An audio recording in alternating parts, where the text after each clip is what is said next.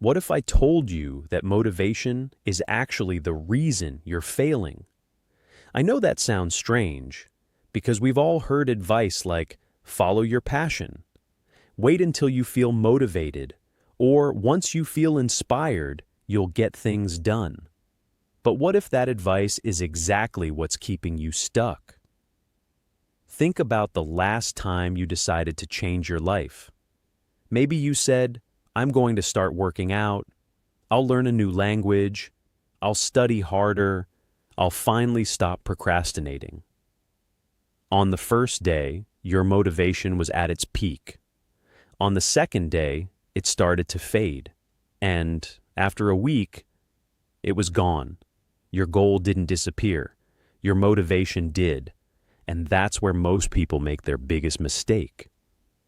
They think the problem is themselves, when in reality, the problem is the way they've been taught to think.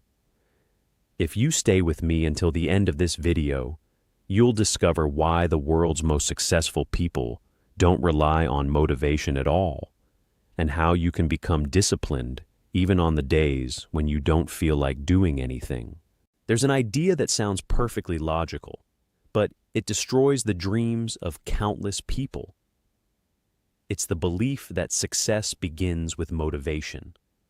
That's why people say, I'll start when I feel like it. I'll study when I'm in the right mood. I'll work out once I get my energy back.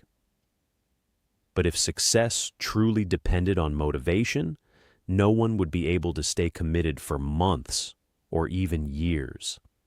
Think about a doctor working long hours at the hospital, a writer spending months finishing a book, or an athlete training even on cold, rainy days. Do you think they wake up every single morning feeling motivated? Of course not. They've simply learned something that most people never do. Motivation helps you get started, but discipline is what gets you to the finish line. That's why some seemingly ordinary people achieve extraordinary results, while others begin with incredible motivation, but never make it very far. Because motivation is like a spark that starts a fire. But discipline is the firewood that keeps it burning. And there's a scientific reason why motivation fades much faster than you expect. Let's understand why. Every time you start a new goal, your brain feels excited because it loves new things. But after a few days, the task becomes familiar, and that's when your brain stops giving you the same feeling. Many people interpret this the wrong way. They say, maybe this goal isn't right for me, or maybe I've lost my passion. But the truth is much simpler.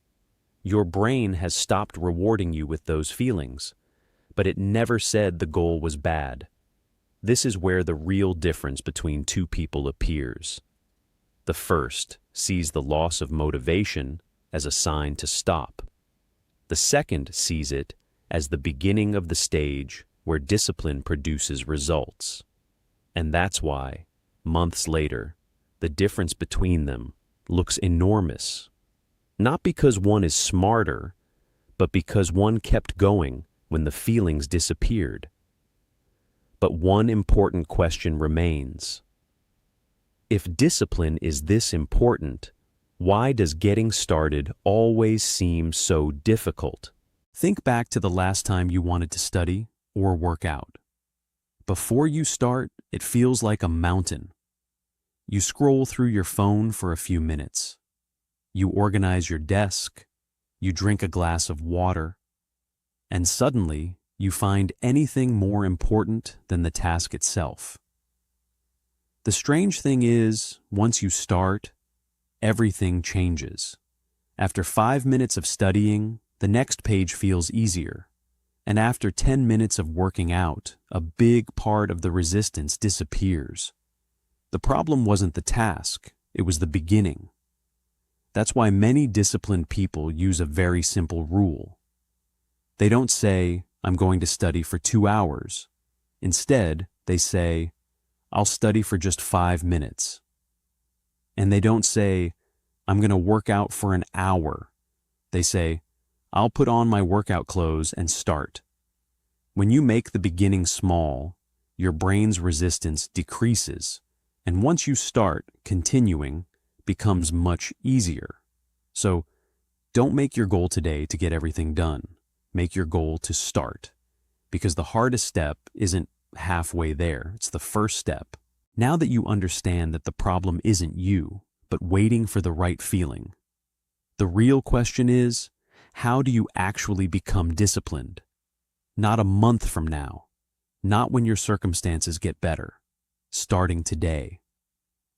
And the truth is, discipline doesn't begin with one huge decision. It begins with a series of small decisions that you repeat every single day. Step 1. Stop negotiating with yourself. Whenever it's time to study or work, your mind will start making suggestions. 5 more minutes. I'll start after lunch. Today was exhausting. Tomorrow, I'll be more focused. The problem is that these excuses never end. Because every time you let your mood decide, you're training yourself to believe one thing, that your commitment is negotiable. So instead of asking yourself, do I feel like doing it? Ask, what do I need to do right now? If it's time to study, you don't need to make another decision. Just start. Even if you're not motivated, even if you've had a bad day, even if you'd rather be doing something else. Step 2. Make the beginning very small. Don't say, I'm going to study for 3 hours. Say, I'll open the book and study for 5 minutes. Don't say, I'm going to work out for an entire hour. Say, I'll put on my workout clothes and do the first exercise. And don't say, I'm going to finish the project today. Say, I'll work on it for 10 minutes. Why? Because your goal at first isn't to achieve a huge result. Your goal is to remove the resistance. Once you start, it becomes easier to keep going. Maybe those 5 minutes will pass, and you'll find yourself wanting to continue for another 20. But even if you stop after 5 minutes, you've still gained something important. You've proven to yourself that you can start, even without motivation. Step 3. Design your environment instead of relying on willpower. If your phone is next to you while you're studying, you're asking yourself to resist temptation every minute. But what if you put your phone in another room? You didn't suddenly become more disciplined. You simply made the right choice easier. If you want to read, put the book next to your bed. If you want to work out in the morning, prepare your workout clothes before going to bed. If you want to work on your project, open the tools you need in advance. The idea is simple. Don't make a good habit require a lot of effort to get started. Make a bad habit require one extra step. Because the environment around you affects your behavior more than you might think. But what happens when starting isn't the problem?